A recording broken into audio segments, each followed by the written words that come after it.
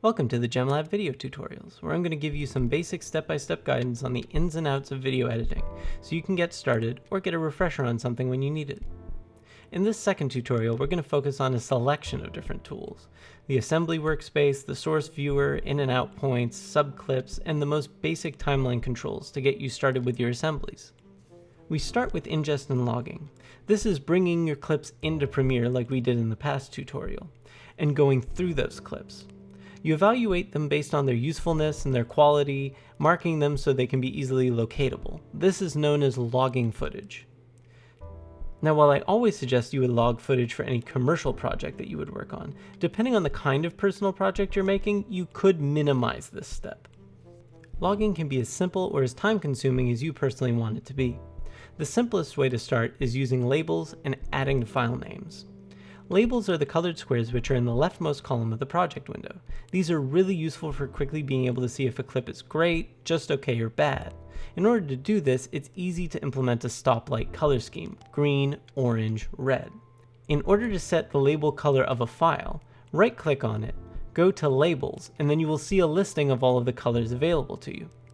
If you want, you can also rename these or change the colors themselves in the Premiere Preferences menu.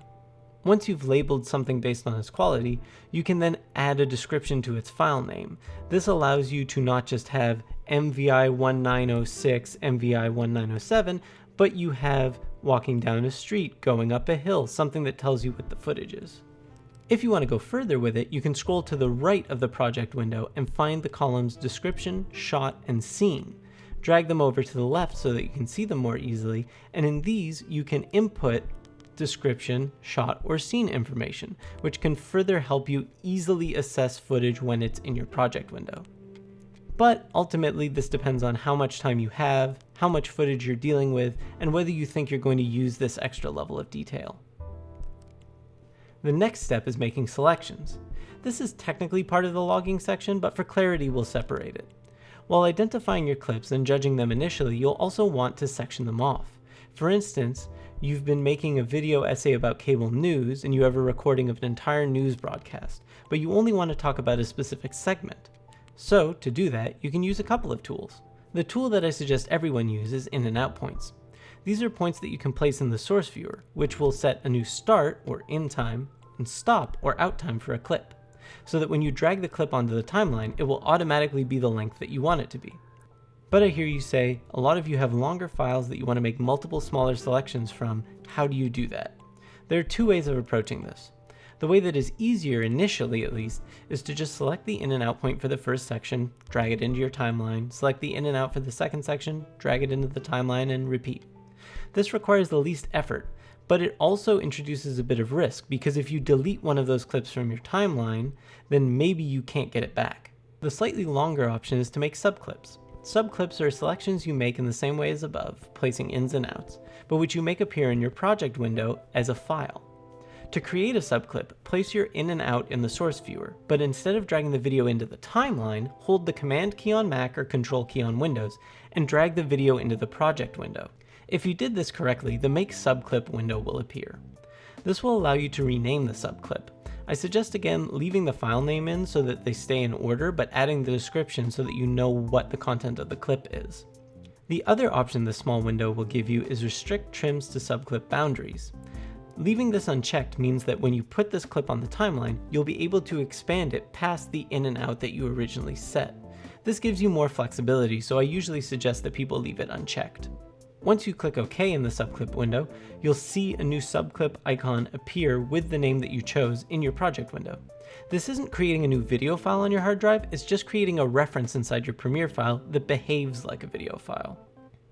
Now we come back to our assembly timeline. Whether you've been dragging your clips directly into the timeline or you've been making subclips and bring them in after, our goal here is to have our best takes and best clips end to end in our script order on this timeline. This means, for instance, if you did 3 takes of a section of voiceover, 2 of which were good, 1 of which was bad, you put both of the good versions in this first timeline. Once we're done putting all these good takes into one timeline, we can then do what's called versioning the sequence. What do I mean by versioning? Well, this is the practice of duplicating your sequence after every major step in your editing process. So, to do that, right-click your assembly sequence in your project window, and select Duplicate. Then rename the copied sequence Assembly Edited Down and increase the number by 1. Then close the old timeline in your timeline window and open the new one up.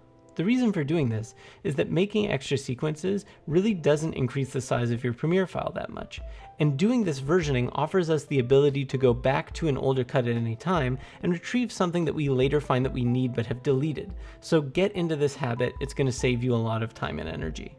With our sequence version, we now go back and do a pass to cut it down, trying to get to only one take of each thing that we need. The basic timeline tools you'll need to know for this are pretty simple. We'll start with the main regular cursor. You can find it on the toolbar or hit V on your keyboard if it isn't already up. With this, you can pick up and move individual clips or multiple clips by shift-clicking and dragging them. By hovering over the edges of a clip, your cursor will turn into a red bracket, and you can trim in the start or end point of the clip by clicking on the edge and pulling it one way or the other. To split a clip, select the razorblade tool or hit C on your keyboard to switch to it. From there, you'll be able to cut a clip in two by hovering over it. If you hold Shift, this will make you cut through all clips on all tracks at that given point in time. If linked selection is turned on, this will cut through both the video and audio of a synced clip. And if snap is turned on, your razor blade will automatically snap to the exact position of the playhead if your cursor is close to it. Linked selection and snap will also be covered in a quick tip in the near future. And that should be it for now. With these basic tools, you can finish making your assembly and doing a first pass at editing it down. The goal at this point is just to get your project to a workable amount of footage. In the next step, we'll move to the editing workspace, and we'll focus on the timeline and be ready to move along to the more creative or specific type of editing. Thanks for watching this tutorial. If you liked it, consider giving it a thumbs up. And if you want to keep following these tutorials or the quick tips, hit the subscribe button. Good luck with all your editing projects.